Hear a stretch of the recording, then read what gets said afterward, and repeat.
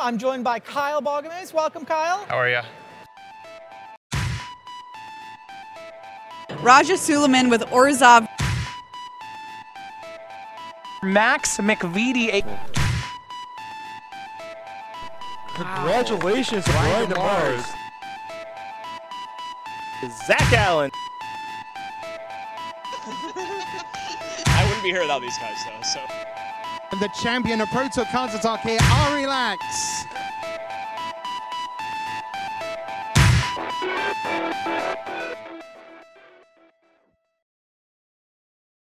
All right, welcome to RW Hobbies in Livonia, Michigan, where we are making magic happen.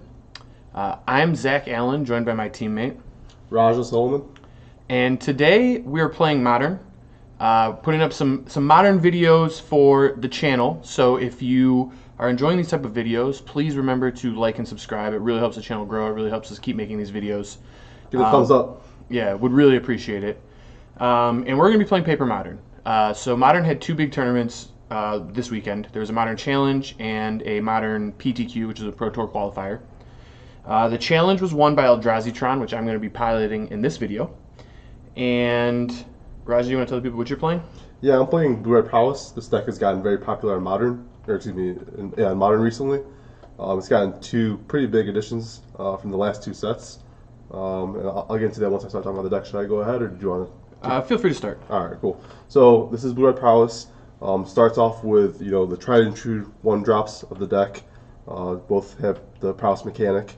Then we have Sprite Dragon, which was an Ikoria, and it essentially has Prowess, but it's kind of like a permanent Prowess, where instead of having the buff for the turn, it gets a counter for every time you cast a non-creature spell, which is very powerful. It's also got haste. And then we got this new edition M21, Stormwing Entity, which it's a 5-mana 3/3, but if you cast an instant or sorcery spell first, it costs 2 instead of 5, which is huge. And then it has flying, it's got Prowess, like all the cards do in this deck, and then when it enters the battlefield, it's described to you. So in a deck that's so yearning for spells, it's nice to be able to smooth out your draws that way. I will note about the Storming Entity too. One thing that's really, really powerful about it that doesn't look powerful on the surface is the fact that it actually costs 5 when it's in play, right? Right. So you put it into play for 2 mana, and then it dodges Fatal Push and Abrupt Decay. Yeah, absolutely. Yeah, all these like cost-based kill spells essentially. It's almost impossible for me to kill with Blast Zone. I'm never going to be able to do it. Right, that's a good point. Yeah. Whereas Blast Zone's pretty easy to kill the other threats. Even an Ugin minus would require it to go all the way to 5 to get rid of it. Exactly, like a big one. And there's a lot of effects like that in Modern because of how powerful cheap spells are. Mm-hmm. So yeah, it costing 5 in play is a really big deal in this format. Yeah, and even though it comes out as a 2-drop, you can't spell snare it either. So there's a lot of things that it kind of avoids. But yeah, going on with the deck. So you have Lightning Bolt and Burst Lightning, Reach, a nice way to trigger Prowess while being proactive. Then you have this slew of essentially free spells, right? You have Manamorphose, which gives you the mana right back and triggers Prowess. And this kind of lets you cast a turn 2 Storming Entity with no other help. Mutagenic Growth is a 0-mana spell in this deck. Pushes damage through, triggers Prowess again. Lava Dart can actually be 2 spells in 1 card, the back half being a free spell, which is really nice. Gut Shot, same thing as Mutagenic Growth, just a cheap spell. And then over here we have some cards that, keep the action coming in the form of Opt, Light the Stage, and Bedlam Reveler. Just keep digging for spells that are necessary to keep the engine going. And Bedlam Reveler also has Prowess too, so... Yeah, Prowess and the my CMC is greater than my actual cost situation going on. Exactly, yep. Yeah, so having played against this deck a couple times, it's really resilient to the card Fatal Push, which... on the surface wouldn't look like it. A cheap spell deck seems like it should be bad against Fatal Push, Yeah, I want to say it's resilient. It's got 12 or 11 targets for it, but it can be tricky. It's not always going to work the way you want it to, right? Well, exactly. But also, in previous iterations of the deck, it was really bad against Fatal Push. If you just Fatal Push their first 2 Prowess threats, the deck struggled to ever really do anything. Yeah, that's true. So, the fact that you have multiple creatures now that are cheap and get around it is a big deal, I think. Yeah. I would say that their resilience came in the form of Arclight Phoenix, right? Sure. Being a creature that wasn't always a great target for a removal spell. Sure. But yeah, it's definitely not going to be what you want it to be all the time, right? Yep. So. And from my side of things, I'm playing Eldrazi Tron. We've talked about this on the channel before, but It's a deck based around the Tron lands and Eldrazi Temple, so I have 16 lands in the deck that can tap for more than 1 mana. The Tron lands don't really work until you get all 3 in play, but when you do, you just make so much mana that it's insane, basically. Yeah. When you get them all 3 in play, it's ridiculous. And to help us find the Tron lands, we're using Expedition Map and Maze Mind's Tome. So Expedition Map, just you play it on turn 1 off one of the Tron lands, play a second Tron land, crack it, you get the third one. Doesn't matter which order you draw them in, as long as you have 2 in a map, you have all 3, which is perfect. Maze Mind Tome, not really the same, but the next best option you kind of get in colorless, because colorless decks in general are limited to a very select number of spells that exist. Right. And, Maze Mind's Tome, you play it on turn 2, immediately get 2 scries before your next draw step, so it helps you kind of look 3 cards deeper for the next land that taps for 2 mana. And basically the entire deck is built around having explosive mana. You're going to notice when I'm playing the deck, I'm mulliganing aggressively to look for hands with explosive mana, because that's what this deck does. Yeah, and I don't think it's trivial that, as we'll see in this matchup potentially, the Maze Mind's Tome will gain you 4 life on the way out, which is more than a lightning bolt. So that's Exactly. That's not something to discount. Yeah, certainly relevant. Also, I play Dismember in the deck, so just the gaining 4, I'm going to need to use my Dismember to kill your creatures. That's just how this deck plays, and gaining 4 life against, after using a Dismember, it kind of just remakes that payment cost, I guess. So, right. Very good in the deck. I've been pretty impressed by the card. In terms of interaction, again, we're really limited on what we can play in a colorless deck, so we have 2 Dismembers. We got 2 Warping Whales in this list, which is a weird kind of charm card for colorless decks. And then Chalice of the Void. And Chalice of the Void is the big hitter. This is one of the reasons to play this card. Chalice of the Void is restricted in Vintage. It's a staple of Legacy. Very, very popular. It's very hard to use in Modern because you want to be using it ahead of time, essentially. You want to be casting spells that... You want to be casting on turn 1, so you turn off their spells that cost 1. And...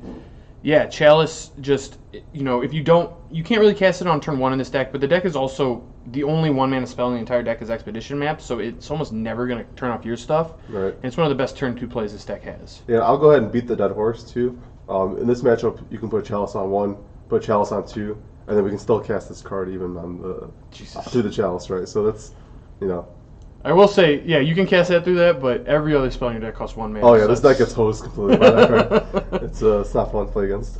And then in terms of creatures, we have Mad Reshaper, Thought Not Seer, Reality Smasher. They're just the 3 best cheap Eldrazi ever printed. I say cheap in quotation marks because they're 3, 4, and 5 mana, but in this deck you're often casting off 2 lands, 3 lands, something like that. Right. So they play cheaper than their cost. Well, yeah, and then when there's cards like Ulamog, Emrakul, and Kozilek, they kind of set the bar high for what the CMC of the average Eldrazi creature is. So. Totally fair. And then we have Walking Ballista as another 2-mana play because the deck wants 2-mana plays, but it's also an X spell for when you have the Tron land, so you can cast it for 10 mana, get a 5/5 that can deal 5 points of damage. It's very powerful. And then really the big payoff for this deck is Karn the Great Creator. Because you don't have a lot of options for cards, you don't really have good sideboard cards in the deck. In fact, before Karn, the deck was always made fun of because it just almost played like it didn't have a sideboard at all.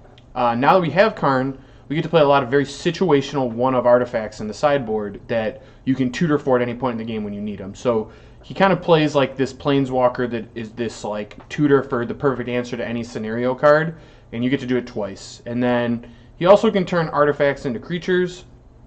We don't really use that mode, but really what happens is we have a liquid metal coating in our sideboard, which can turn a permanent into an artifact, and his turn an artifact into a creature mode makes its toughness based on its CMC. So the way we're going to be using it is we liquid metal coating a land plus on their land, and then he just starts stone raining them. So that's what Etron's doing. Let's shuffle up and see how this battle plays out. Let's do it. Raja, on the surface, how do you think this is going to go for these 2 decks? What do you think the matchup is going to be based around? Yeah, as someone who's never played this matchup before, I'm not sure. Like you mentioned, Chalice of the Void is really, really, really powerful in this matchup. Outside of that, I don't see you having a lot of things that matter outside of maybe just putting big threats into play, like your 4/4s and 5/5s are hard for my burn spells to match up with. That being said, some of my threats are evasive, so if I'm just playing flyers and casting a bunch of spells and you're not interacting with them, I imagine you don't have much time to deploy those threats. Yep, I would agree with that. I would think if I have an early Chalice, I'll be favored. Early Thought Not Seers against hands where you don't have flyers, I'll be favored. But in the scenarios where those aren't the case, I think this deck is going to struggle against that. Right. I will say though, I think there's a chance that Soulscar Mage, its ability to put counters on creatures, will come up in this matchup. Just because you'll be forced to block whatever I have in play, and then inside of combat, I'll shrink it down to a 1/1 or 2/2. My creature will get +1/+1 prowess, and then all of a sudden I'm winning the combat now. Sure. All right. Welcome back. We're gonna do even odd to see who goes first. Roger, what would you like? Always odd. Always odd. Even. That's why. Taste it. All right. So my hand has 2 of these, which is 2/3 of the way there, and looking pretty good for that. This card is not going to be very good in the matchup. It's okay, but I can't really use it until he gets 4 lands in play, and he's a Lava Dart deck, so not really going to work. These cards are good in the matchup. I'm also on the play, and I have this to kind of start gaining life later, so I think this is a keep just because I have these 2, but I would not be surprised if I'm supposed to mulligan this hand. Yeah, we'll see what happens, though. All right, I'll go ahead and put this hand face up something in mulligan. So this hand's close, but as you can see, there's not really a threat. Bedlam Reveler takes way too long to come online for it to be considered a threat. There's a chance I can opt into a threat for turn 2, but I think it's too much of a risk, especially I think I need to get going in this matchup, so yeah, I'm going to go ahead and mulligan.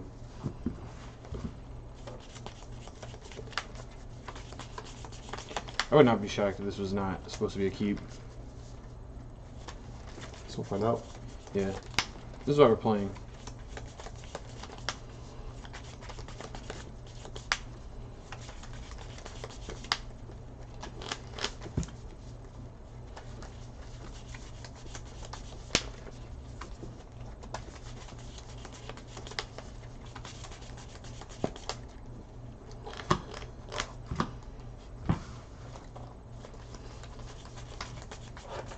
Okay.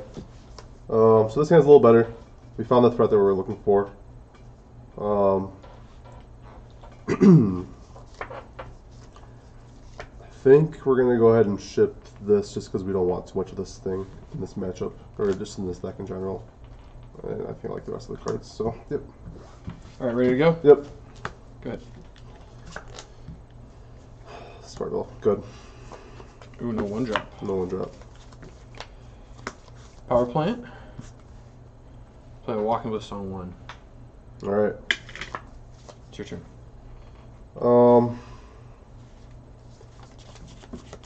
Obviously a 1/1 Blizzard doesn't do too much in this matchup, but if Zach gets Tron online and starts putting counters on that, I think that could be an issue, so I'll go ahead and use the spell right now.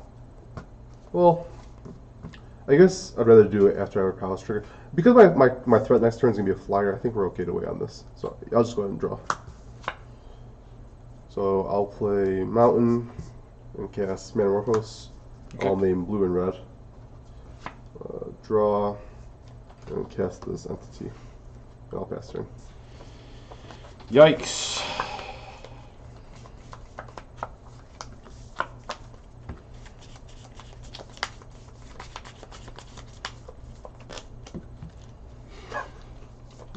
We'll go ahead and play this 3rd Tron piece right here. Must be nice. Yep, it's not like I just top decked that the No, exact turn I needed it or of course anything. not. I'm Nope, sure you had nope. it. You kept a good Had 7. it the whole time. Of course.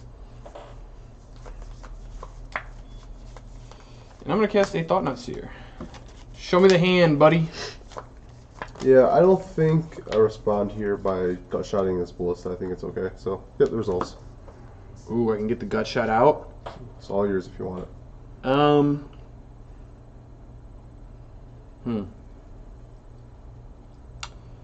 I would say taking the Soulscar Mage makes sense, but he still can't even kill the Thought Not Seer if I take the Lightning Bolt based on his hand. I don't mind letting him shrink the Thought Not Seer a little bit. He doesn't really have any ways to draw cards at the moment outside of killing this, so I think this is a pretty good turn to take this Lightning Bolt. Soulscar Mage could end up being a problem, certainly, but I think this is fine. Yeah, so I'm going to do that, and then I'm going to play a Matter Reshaper, and then pass to you. Pretty good turn. Alright,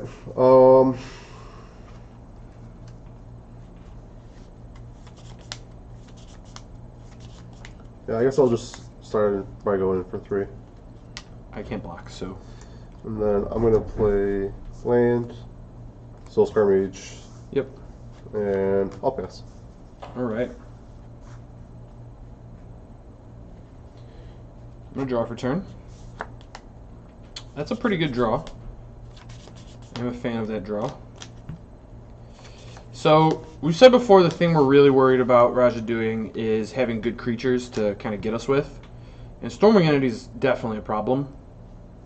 I think what I want to do here is force him to react to my board. So I'm going to play my Tectonic Edge for turn. This is going to tap for 8 mana. And I'm going to play a Walking Ballista for X equals 4. That's pretty good. Pretty good. Would you like to respond, sir? No. Nope, it's good? That's good. Alright. I'm going to put the Walking Ballista in play, and then I'm going to move to combat. Yep.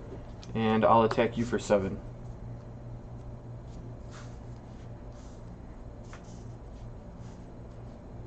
The race is on.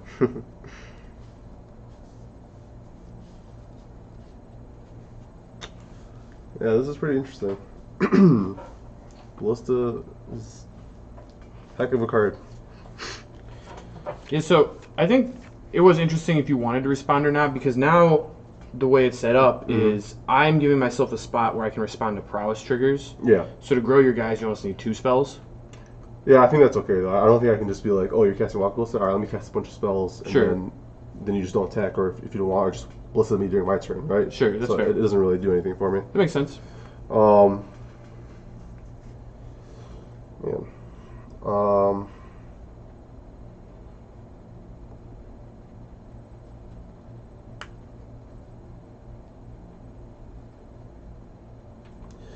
Alright, I think I'm going to go ahead and block here. Okay, move to damage. And then 4 damage. I'm going to cast my Burst Lightning on your TKS. Alright, I'm going to respond to Burst Lightning. Mm-hmm. Take a counter off this. Shoot that, with the prowess trigger still in the stack. So I'm going to shoot that.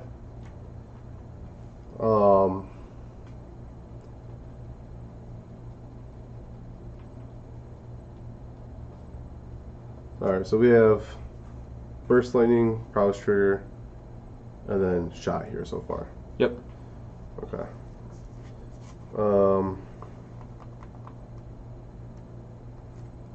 So I'm going to fetch Event here, because I think I have to regardless because of the... I guess paying for Gutshot, same thing as putting a Shock Lands play on taps, right? Yep. So I guess I'll wait on that. Staying at 20. Okay. So before the first ping resolves, Mm-hmm. I'm going to go ahead and Gutshot the Walking Ballista. Ping life. So that payment puts you to 18. With that on the stack, I'm going to shoot the Soulscar Mage. So now there's 2 floating pings and 2 prowess triggers. Correct. I would like to move to letting stuff resolve. Mm.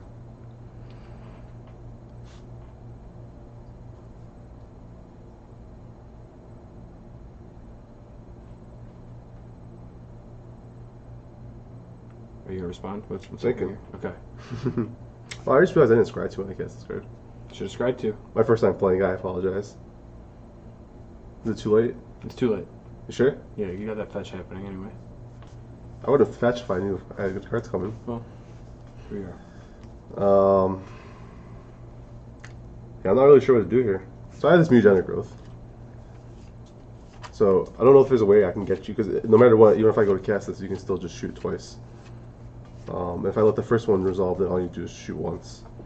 So I don't know if I just walk away or try to get your Ballista down as low as possible. I don't think this is doing much anyway. This is just basically a 3 damage burn spell. Well, it will protect this from this at some point, right? Well, no. If I do this right now, it'll protect it right now by forcing you to go To use into more this. counters. Right. Sure.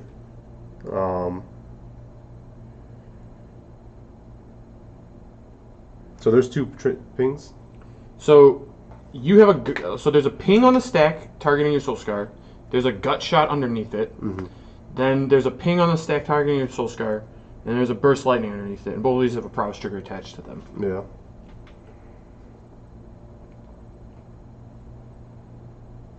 I think the way to force you to pay more into the Soul Scar is doing this before that first ping resolves. Okay. Pretty sure that's how it works. Sure. So yeah, I'll pay 2 life to grow this. Okay, so yeah, if I let this resolve, then what's going to end up happening is I just won't be able to kill this.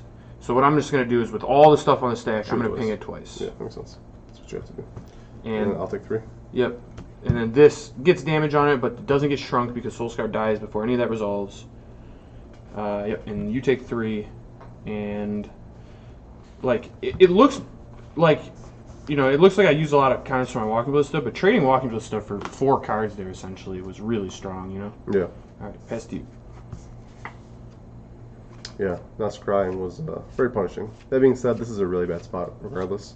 I don't think we're getting out of this one even with like a, I guess maybe Bedlam Reveler is probably our best draw there. I think I have Karn.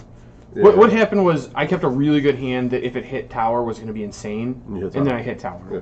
And that's why you play Eldrazi Tron, is the hands where you have the good spells and the explosive mana, you just almost never lose. Yeah, yeah. Some decks can... Being on the play also helps a lot there, too. Agreed. If I was on, yeah. And some decks can also help, or some decks can get rid of Tron. They, you know, have Field of Ruin and that type of stuff. Right. But, you know, your deck doesn't do that very well. You kind of got to get under me. So when I have Tron, it's going to be really good. Yep. Let's go to sideboard here. Alright, so we're back for sideboard. I'm going to be boarding in 2 Relic of Progenituses. It's a small thing, but I just like having a cheap spell that cycles. I think that's good. And it can make his Bedlam Revelers awkward. You know, he is, as it happens, he's boarding out Lava Dart, but if he wasn't, it can cut spells away from that. So I think it's fine. I'm going to be boarding Spatial Contortion. It's just the best removal spell I have for this matchup. It doesn't cost life like Dismember and is bigger than the Warping Whales, which I'm going to board out because it's so rare that they can exile something from you. They can counter sorcery, but your deck doesn't have that many sorceries I'm actually concerned about. It's more instants. In fact, I don't know, do you even play Lava Spike? Light up the stage is the only sorcery, I think. Yeah, light up the stage, so yeah, it's pretty unlikely I find a target for a sorcery. So basically it's a 2-mana 1/1 with Flash that can sack to make a mana, which isn't good enough. Yeah. And then I think Maze Mind Stone's a little slow. I still left 1 in just to make sure I can help find Tron, but I still think it's a little slow. And then I cut 1 of the Ugins because it's just a 6-mana spell that really only works when I have actual Tron. It doesn't really work well with Eldrazi Temple, which, you know, makes it only good in some percentage of draws. So I still left in 1 Ugin to hedge because it is one of my better answers to Storming Entity and Blood Moon, but... Blood Moon? Again... Oh yeah, Blood Moon. I love this. Again, I don't think it's like a huge deal to cut 1. And that's the only change I'm going to make because Etron doesn't board very much. Okay. So here I'm going to be cutting 5 of the 1 damage effects. You know, Zach's creatures are generally much bigger than 1 power creature or 1 toughness creatures or 2 toughness creatures, so I can't even like pair them up to beat up anything. And I don't want to be killing like Matter Reshapers. And then we're bringing in 3 of Raids. We talked about this, you know, the deck discussion, but you know, Raid kills Chalice of the Void, which is important. It can kill, you know, some sort of lock piece that Karn gets. And it's just a bigger removal spell, so I can, you know, pair this up with like a Burst Lightning or a Bolt to kill a Reality Smasher if I need to. You know, theoretically, probably not, but That doesn't sound, like very good either. But you know, it's at least more flexible. And then Blood Moon. Blood Moon's very good. I don't know how many waste Zach's playing today. We got 2. We have 2. I'll draw 1 though. Yeah, of course you will. I'm sure you do the tower in game 1, so Yeah, you'll find the waste. I'll have it when I need it. So yeah, Blood Moon's pretty good if I get it thick, and Zach doesn't have a waste in play by that time. So yeah, I have a few outs to Blood Moon, but it's tough. Yeah, it's tough for this deck to play through a Blood Moon. It's interesting because Damping Sphere has kind of become more popular in Modern than Blood Moon, and Damping Sphere is actually just pretty bad against Etron. It rarely does enough against them. Yeah. But Blood Moon's just like lights out because they have a lot of like you actually need colorless mana, and the deck struggles to make colorless mana through a Blood Moon. So right. It's actually funny, like this deck doesn't have any islands, so if I Blood Moon, I'm done casting blue spells unless I draw Manamorphose. You'll have the Morphos. I'll have the Morphos. Yeah, it's fine. I think I only have 7 blue spells anyway, so not too bad. I mean, they also come down on 2, right? So like, Yeah, it should be coming out before the Blood Moon. if you have the Blood Moon in hand, you can go, you know, turn 2 Storm Entity, turn 3 Blood Moon. Yeah. Ready? Yep. Alright. So, yeah, once again, this will go face up because it's a mulligan. No threats. 4 lands is about 1 million, even if we do have the Canopy land. And then the Braid, which is kind of a situational card here. This hand just doesn't cut it, so. Sure. What about you? So my hand's interesting. I only have this, but I have these. So I think it's going to be a keep because of the mana situation. The other thing is this kind of protects me from Blood Moon, which I like.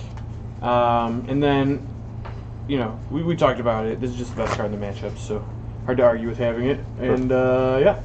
Happy to hear it. And then this is just, I think, the best card in the entire deck. So, yeah, I think the hand's good. It's a little awkward with sequencing, but we'll see how it works. This hand isn't very good. It's got, you know, 1-drop threat and a hammer, and not much else. But I don't think it's gonna get better on 5. So I think I have to keep this and, you know, hope for the best. All right. Lead us off. Soulscar Mage. Go ahead. Alright, I'm going to play Urza's Tower, Expedition Map, pass to you. That was a really nice draw.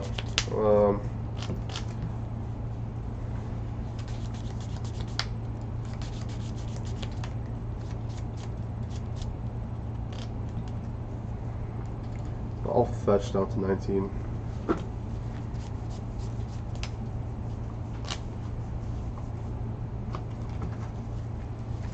Get a mountain. We'll cast this 2-drop we just drew in the form of Spray Dragon and get in for 2. Yeah, that's strong. Puts me to 18. And I'll pass the turn. Yeah, that's a good draw. So the plan was originally to crack this turn, which I could still do. Gives me better mana, but it lets him have a better next turn. That said, I still think that's going to be the play.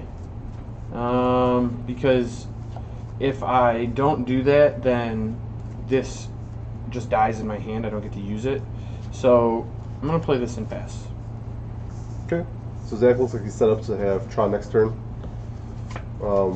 Fortunately for us, we do have the Blood Moon.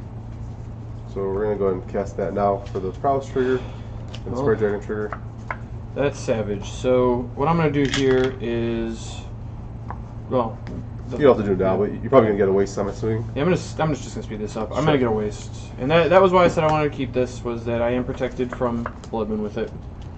So Zach's gonna take 4 here down to 14. Mm-hmm. And then I'm all set after that. 2 cards left in hand. 2 cards left in hand. All right.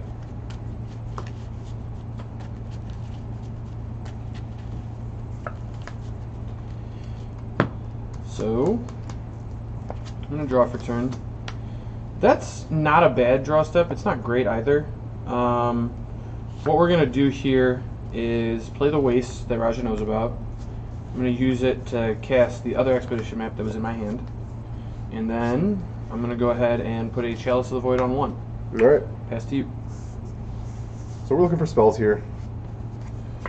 That does count as a spell. We're gonna cast a Burst Lightning targeting you. Gets countered by the Chalice of the Void. Triggers. Yep. So it's not going to get much better for us unless we draw exactly a Braid. And we have the Spray Dragon that benefits from us casting our spells right now. So I think it's right just get the 2 damage in while we can. Sure. And I'll take you for 5. Yeah, I have no blocks. So you get 9. Yep. And I'll play the Steam Vet untapped because we have Blood Moon in play. And pass. Alright, I'm going to draw for turn.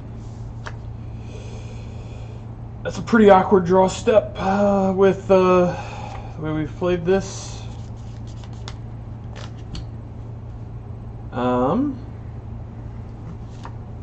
I could crack the map here. It doesn't really do anything for me, so I think the better play here is to play an Urza's Tower. Gives me 4 mana. And I'm going to play Karn the Great Creator. Alright. What's he doing? I think the best thing Karn can do here. Well, you mind if I look at my sideboard real quick? Go for it. Personally, I think you should plus on your Chalice, but that's just my suggestion. Probably not a bad play. Okay. Probably not a bad play. Not a good one either, though. All right. Oh, I actually brought out the Maze Mind Tome. I could get a Maze Mind Tome. That's Start pretty nice. scrying for answers. There you go. I think what I need here is a way to deal with your threats and a way to block this Sprite Dragon. I'm getting kind of low. You seem to be kind of low on spells. You probably would have cast more stuff if you had better spells to cast. So what I think I need to do is play defensively here. And the best defensive play I can do is get a Sky Sovereign. Wow, that's a good one. So I'm going to get Sky Sovereign. I'm going to minus Karn, get a Sky Sovereign, and then pass to you. So this Sky Sovereign deals 3 damage, which means we really need to find a spell this turn to make sure our Sprite Dragon gets out of that range. Let's hope for the best.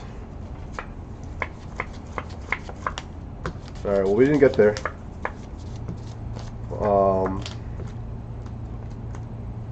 Question is, do we just keep going after Zach, or do we get rid of the Karn? I think we have to get rid of the Karn. I think things just keep getting worse for us if we leave Karn in play, but this game isn't looking very good for us. If you leave Karn in play, there's a Worm Coil coming the turn after. Right. Well, yeah, let's turn after the Sky Sovereign, right? Yep. So Zach might not be able to crew the Sky Sovereign for a while, hopefully. Well, that's another reason. That's actually another reason to get rid of Karn, because The Worm Coil can crew or whatever. Karn's plus is mostly used to stone rain the opponent with a liquid metal coating. Right, but you can just animate this. it does turn Sky Sovereign just into a 5/5 flyer that deals 3 when it attacks without a crew. Right. And because burn spells isn't really an out anymore, just because the Chalice is in play. There's no point in trying to get him to a low total that can just cheese him out. So we're gonna go 1 at Zach and 3 at the Karn. Yep. Karn's gonna die. I'll go to 8. And then we'll play an untapped Spire Bluff and pass the turn. Okay. I'm gonna draw for turn. That was a pretty good draw step. So I'm going to play Cavern of Souls. Cavern says as it enters I choose a creature type, so I'm still going to choose a creature type. It just will be a mountain when it's in play. Right. So I'm going to choose Eldrazi. Okay. And then I'm going to play my Sky Sovereign. And I'm at 8, so I'm not terribly afraid of dying the Sprite Dragon this turn. And you still have a card in hand. So given you said that we didn't get there, I could maybe assume... Well, just focus on the context of what has happened and not what I've said. Right? Yeah, that's what I'm saying. Yeah. I could maybe assume that you didn't... That, you drew a Phyrexian spell. There's a lot of things you could have drawn. Any spell you could be holding back because of the Chalice. And you could have pumped it on your turn to just get it out of range, but it's more value for you to hold the spell, because then I will target this and not get to kill this one, if that makes sense. So... From my perspective, That's I would true. think that this one's a spell. Yeah, because I was going at the Karn anyway, so it could be the damage didn't actually matter. So to me, it seems like you're sandbagging a spell to save it because you knew this was coming. Right. And I think given that I'm not super likely to die next turn because of the Chalice and because this is only 3 power right now, I'm gonna be better served dealing the 3 to Soulscar Mage. Okay. And then I'm gonna pass to you.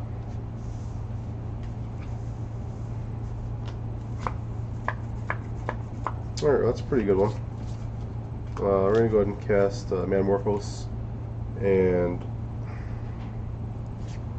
we still have 3 ops in our deck, so I actually think because we have enough red to cast whatever, we actually just name blue here. Okay. So that's going to cause a trigger. I'm going to draw a new card. It's very interesting. Stormwing? No, it's another Metamorphose. Oh, we're going off. Oh no. We are going off. I was thinking I couldn't die this turn. All of a sudden I might be dying. Yeah, I don't know. We can talk about this after, but I'm not sure that even based on the logic you presented, it was sound logic. I think there's a chance you're supposed to go after the Sprite Dragon, just because the upside of me untapping with it is just so high. Sure. If I do exactly this, but yeah, I think we're gonna use the red mana because we have to, and then we're just gonna float blue red again to have the same situation. So we have blue red floating. And you didn't trigger this hit, right? Yeah, so it should be 5 power. Yeah. So we're gonna try to see if we can kill Zach this turn, and I think in order to do that we have to do a main phase life stage using the extra mana. Even though we can get on the discount if we attack first, I think the damage is more important here. So I'm gonna go ahead and use another red mana, so I can preserve a blue mana in my mana pool. Okay. So I have blue floating. Okay. And this triggers. Alright, so light up the stage, land. Alright, well, didn't get there on that, but we will get to deal. Oh no, I said I do have blue mana floating in my mana pool, don't I? Yep. So I could cast this light up stage right now to deal an extra point of damage, which would put Zach to 1. But it might just be better for me to deal him 1 less damage and then be able to cast light up stage for less. Especially if we had a blue spell, because we had that blue mana for the, oh, actually, I guess the blue mana is You're gone. gonna lose the blue mana. So it's exactly if we draw a 1-drop, which wouldn't matter because there's a chalice in play. So maybe we just... Well, any Phyrexian spell killed me, right? Because I'm at 8. So if you cast this and then hit a Phyrexian spell, I die. Right, and we don't care. Like I said, 1 mana doesn't do anything for us post-combat. Yep. So yeah, we'll cast this. Okay. Trigger, exile, exile. Never lucky. It was actually a pretty great turn. I'll attack you for 7. I was gonna say, never lucky. You just cast 4 spells to a chalice in your deck that has maybe 8 spells in it total that don't cost 1. Yeah, that was pretty nice. And they all resolved. Yeah. I'll pass. Alright, so we are in a tough spot now. I'm in chump block mode against this Sprite Dragon with my Sky Sovereign, which isn't ideal. I'm gonna draw for turn. I guess the Phyrexian spells would have been... Yeah, no, that would have killed you. You're right. I don't really know how I deal with this Sprite Dragon. This moon is still causing me a lot of issues. I think if I had a way to answer this moon, I'd be in a good spot. Given that I don't love my spot. Let me look at my sideboard just to see if I have anything worth getting. Okay, that's actually something to play towards. So what I'm going to do is play an Eldrazi Temple. It's a mountain. Okay. I'm going to cast a Relic of Progenitus, which you can definitely tell me I was not supposed to board this in based on the fact that I like Chalice in the matchup, but I still think it's fine. I think it's going to be, like, Warping Wheel would have never done anything here. I guess maybe I could counter the light up the stage, but I've had a hard time casting it. So what are you trying to accomplish by doing this? So I am casting the Relic of Progenitus. It's going to get countered by Chalice of the Void, but I think the way that I win this game is to get my hand empty. Okay, so you're trying to get a card going with a Ensnaring Bridge? That's the plan, yep. Gotcha. So I'm gonna do that, and then with the other 5 mana, I'm gonna cast a Reality Smasher, and then pass to you. So are you... There's not really a reason to hold this back unless you're playing around like a Braid plus haste 1-drop, unless I guess the Sprite Dragon doesn't matter, right? Because you can't block with this. I have to crew my Sky Sovereign to block. Oh, I'm sorry. Yeah, you're right. Yep. You're right. Okay, so... we have those things in exile. I guess it doesn't really matter where we play them from. I guess I'd rather have this in play if the Blood was to go away. And then, yeah, I guess it doesn't matter what way we do it. I'm going to go ahead and cast a Battle Marveler. That's a good one. Yeah, this is my opening hand. It just wasn't doing anything for a long time until we chained off of those spells. Yeah, that last one was brutal. You have to draw 3 too. Yep. Hopefully you draw some blue spells. Or 1-drops, right? Or 1-drops, yeah. All those things are good. There's a lot of spells in your deck you can't cast. You've already cast most of the ones you can, so... That's true. Yeah, I guess there's not really anything else to do except for attacking for 7 here. Okay, so before blocks are declared, I'm going to crew my Sky Sovereign. Yep. I would like to move to blocks. Yep. And I will chump block. Okay. It feels bad, man. Gotta do what you gotta do. Gotta do what you gotta do. Correct. I'm all set. Alright. Exile permanently. So the Smasher Man's back. Ready to go. Draw for turn. I'd like to move to combat. Yep. I'll attack for 5. We have 14. Okay. It's kind of a cheeky attack, but it makes sense here in a second. So I'm going to play a Blast Zone. It doesn't actually... I don't think it enters with a counter. I'm pretty sure it doesn't enter with a counter. It says it enters the battlefield with a counter, but I think Blood Moon has it also enter as a mountain. I'm not entirely sure. I know Blood Moon's one of the weirdest cards in Magic. Yeah, Blood Moon makes weird stuff happen. I know online this doesn't have a counter, so I'm just not going to have a counter. Okay. And then I'm going to play a Karn. Yep. And then I'm going to minus with Karn and get Ensnaring Bridge like we talked about last turn. And hope this is good enough. Dead doing a Braid basically at any point here, but this is what it is. So yeah, Braids really are our best out at this point. Alright. It's an interesting one. We don't really have a play here, so guess I'll pass back to you. All right. Ensnaring Bridge doing what it does best, making games go nowhere. Draw for turn. That's kind of an interesting one. It doesn't really do very much, but that's all right. I am going to go ahead and crack my expedition map now. And I'm going to get just a second waste, just because the way I think I lose this game is by having my hand build up with spells I can't cast, which Blood Moon could certainly do to me. Sure. So, yep, that's what we're going to do. Just make sure I can cast all the spells I draw.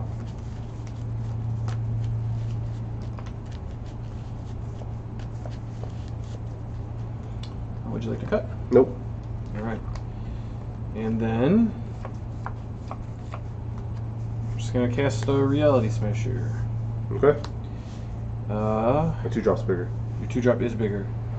And then I will plus targeting no things and pass back to you. Yep. Alright, well, Appeal the Braid. Brutal. Yeah. I'm going to braid your...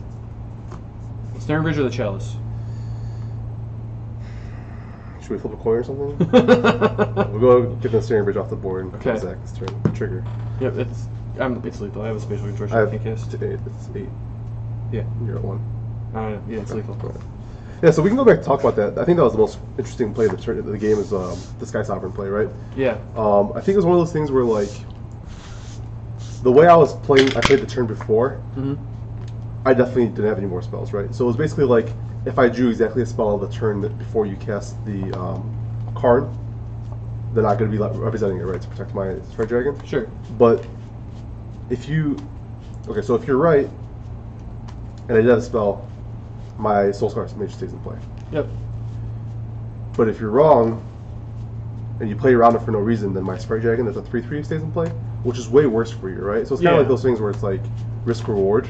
Sure. The Sprite Dragon is definitely going to be the bigger threat there. Right, so like I think if you're in a situation where you're about to invalidate the Soul Scar Mage, I might have just gone for the Sprite Dragon and just forced me to cast the spell that turn anyway. Well, so one thing that's awkward about it, right, is that I knew you didn't draw the thing because you said you didn't, which I would not. Yeah, I shouldn't have that information. To protect the integrity of the game, you should be not. I'm doing that for the audience, but we should be ignoring those things. Right? But also, I have the Chalice on 1, so I'm thinking it's very unlikely you can grow it out of the 6 damage range. Like, in my mind, you're not casting 4 spells next turn from having 1 card in hand and Chalice on 1, right? Right. It's just very unlikely you can chain that many things off. But as it happened, you did. Right. I agree with your logic. I'm just saying like. The thing that you gained out of playing around it was you got a Soul Scar Mage off the board, and the question is how much does that matter? Sure, that's fair. So and I'm not saying what Zach did was wrong. I'm just saying something that's worth talking about. It's a very interesting play of the game. Definitely, that was the crux of the game, right? Because if I do hit Sprite Dragon there, I think the game ends. Right. It ended up doing a lot of damage to me. It won the game, right? Yeah, it made me chump with my Sky Sovereign. It made me go to Ensnaring Bridge instead of Worm Coil Engine. Like there was the game would have been very different if I had gotten rid of the Sprite Dragon, and I think. Yeah, I mean that was what the game came down to. Right. But that is a point in favor of Sprite Dragon there, just for the deck to play. Going. Yeah, it just kept growing. It was why you could win that game. It was very important for that match. So. It was also if I had drawn the entity on turn 2, I wouldn't be able to cast it. Yep. I didn't have spells. Sure. My hand was very. It was Metal Marbler, Blood Moon, 1-drop, 3 lands after I bound the land or whatever. Sure. So. All right, back for game 3. So we go. I get to be on the play this time. See how that works out for me. Wow, this hand's really close in my opinion. I have this for mana, which is pretty good. It gives me a lot of stuff. I actually have these two, which is really good for this matchup and not something I usually get. And then I have some good follow-ups too. So I do think this is a keep, although I think it's on the lower edges of keeps. Okay. Face up again. It's going to be my 3rd mulligan here. I'm just having trouble finding a threat to keep my opening hand, and as we discussed, you kind of need one of those to get going. Yep. So even though we have these really special braids that we found were game-winning in game 2, I think we still need to strip this. Bibliotech Is that his name? Bibliotech, is that what you just said? What's his name? It starts with a B. Oh no. Rurikthar. Rurikthar. Okay, doesn't start with a B. Very, very close to the Bibliotech. Alright, this hand is not... This hand's not very good, I'll be honest with you guys. I think we gotta have to hope to get there, though. I think, once again, this is probably better than a random 5. I think. So I'll go ahead and keep and ship this guy. Alright, I'm gonna leave on Urza's tower. Alright. I'm gonna fetch a basic mountain and cast the Soul Scar Mage. Yep. Go ahead.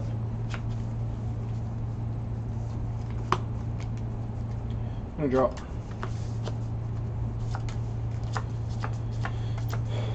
Alright, so this isn't the best thing I could have drawn, but it's definitely not bad either. I'm gonna go ahead and play an Urza's Mine. Alright, It's great. coming. It's coming. Well, And before you get a chance to untap and can cast spells, I'm gonna cast a Spatial Contortion. Give that +3, -3. Alright, it's dead. Your turn. Alright, we need a good one here. That's not it. Good. Ooh, no 2-drop. No 2-drop. Yikes. Okay, was hoping to draw Urza's Power Plant like we did in game 1, just rip the 3rd Tron piece. Sorry that didn't work out for you. And not that lucky, unfortunately. I do have a waste, however, to protect myself from Blood Moon, which is nice. And I'm going to cast this Mana Reshaper and then pass it to you. Okay. Some Off defense the going on the turn. ground. I think killing the Reshaper is really bad here. And because we need to cast this Bolt this turn, I'm going to go ahead and just Bolt Zach's face. I think it's better than having him put a land into play or something like that. That card doesn't really do anything based on how my hand looks right now. So, Zach, you take 3, then I'm going to take 2 down to 17 and cast a Storming Entity. Trigger. Stormy. Okay. I don't think I want either one of these things. I think it's pretty obvious what I'm looking for based on my hand and the board. So I will bottom both of them. Go ahead. Alright, we're going to untap. Draw. Alright, I'm going to get cheeky. Shipping in. No blocks. No blocks? No blocks. So I don't think he has a spell. At least a free one. So I'm going to go ahead and do this right now and just dismember this. I'll go down to 13. Alright. I think if you had a free spell there, you might have just snapped off the Eat It. Maybe you wouldn't, but you need basically... I don't know that I would growth. just because I don't want your Reshaper turning into a different card. Sure, but it basically has to be mutagenic growth there. It's the only thing that's really going to save it. Yeah. Unless your hand was 3 gut shots or something. Right. Be odd though. And we're going to miss our land drop this turn, which is unfortunate. So I'm just going to put this Walking Bliss in play and pass. And now your play of not letting me have my Matter Shipper die is paying off big time. Yep. I'm very smart. Yeah, this is not how we want to spend this card, but we really can't afford to just not do things right now. So I'm going to go ahead and fetch, and I'm going to cast the Braid, and I'm going to target the Ballista, I think. I still don't want you to hit lands, especially after seeing you miss that land drop. So yeah, I'm going to go ahead and just braid your Walking Ballista. I'll shoot you for 1. Yep, I go to 12. And then I'm going to go down to 10 off of these Fire Islets. You have another Stormwing? Let's cast another Stormwing. Unreal. And then trigger. So we want some spells here. Those aren't bad. I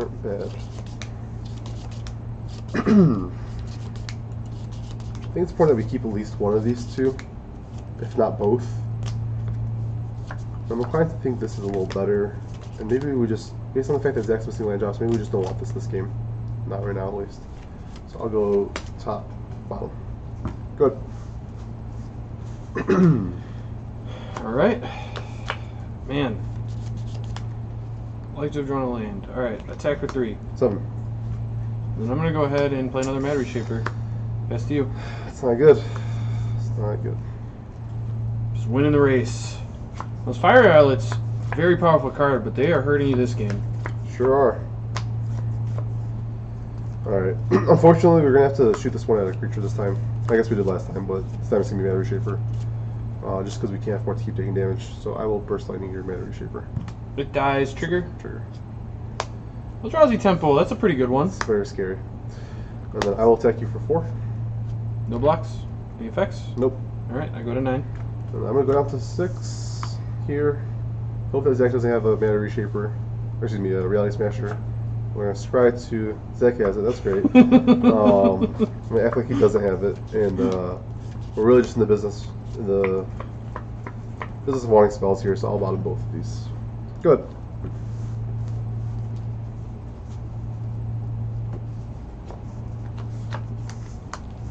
I actually drew a land 2. It's a Tron piece. It's not the good Tron piece, but it is a Tron piece. I'm going to go ahead... I guess I should leave up Tower here because you don't have a Blood Moon yet, and if this dies and hits the other Tron piece, I have a ton of mana for... Makes sense. It's just the best thing to leave up. Tapping this for 2 Eldrazi mana. I'm going to put Reality Smasher in play. Yep. Attack for 5. Yeah, so I have no choice but to... 8. Yep, no choice but to block the Mana Reshaper here. You could block the Reality Smasher, right? I could, but I think there's a weird game where I try to, you know, like make this big enough in combat. Well, also, this guess- actually has trample, so if you block here, you I do think die well to enough. lose to or you do lose to a dismember. I guess you would be dead to a dismember anyway, Yeah, so I just you would would have just done dismember this pre-combat, Yeah, right? So, yeah. I do take... Yeah, I take the same amount of damage no matter where I block. I think my only way... Like, I don't... You're at 9, I don't think I can kill you next turn. Because if I draw for turn, I pop the Fire Islet, and I draw 2 bolts. I guess that does it. Oh no, because I'd have to cast one of them off the Fire Islet, so I don't know. I guess maybe I'd have to chain off Manamorphosis until I can bolt you, maybe. Which would require maybe 2 Manamorphoses.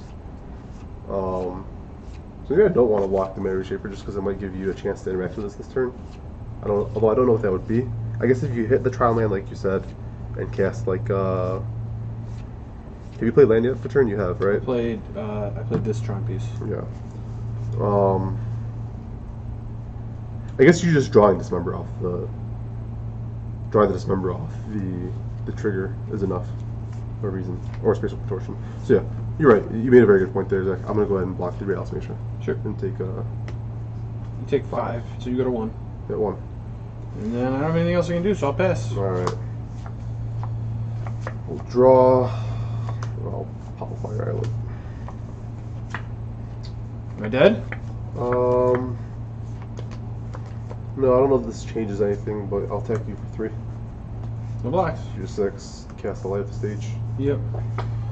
And yeah, that's it. I drew a land. Good games. Sure.